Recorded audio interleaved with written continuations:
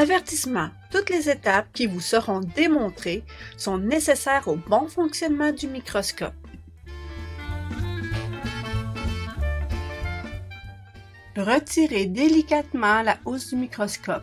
Il est préférable de maintenir le microscope sous la housse pour éviter qu'il ne tombe ou fasse tomber d'autres microscopes.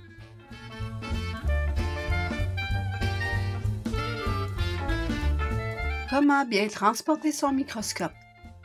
Pour le transport, tu mets une main sur la potence et l'autre sous le pied. Ensuite, tu colles le microscope sur ta poitrine pour éviter de l'échapper. Et bien sûr, circuler lentement dans la classe. À ton poste de travail, tu déroules complètement le cordon électrique du microscope afin qu'il ne bloque pas la lumière ni le mécanisme.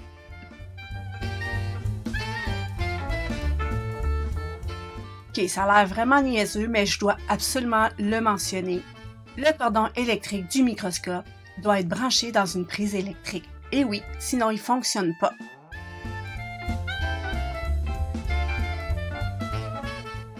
Ensuite, tu dois appuyer sur l'interrupteur pour pouvoir allumer la lumière du microscope. Et oui, sans lumière, on ne voit rien.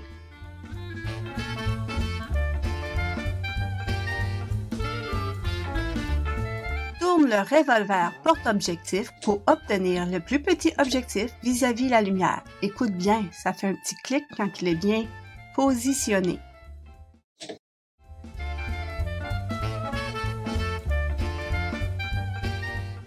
Ensuite, descends la platine au plus bas à l'aide de la vis macrométrique.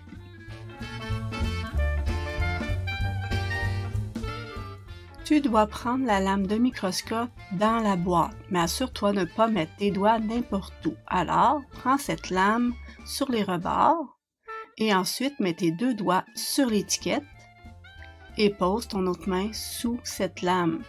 Et c'est comme ça que tu dois circuler dans la classe afin d'éviter d'accrocher ou d'échapper la lame.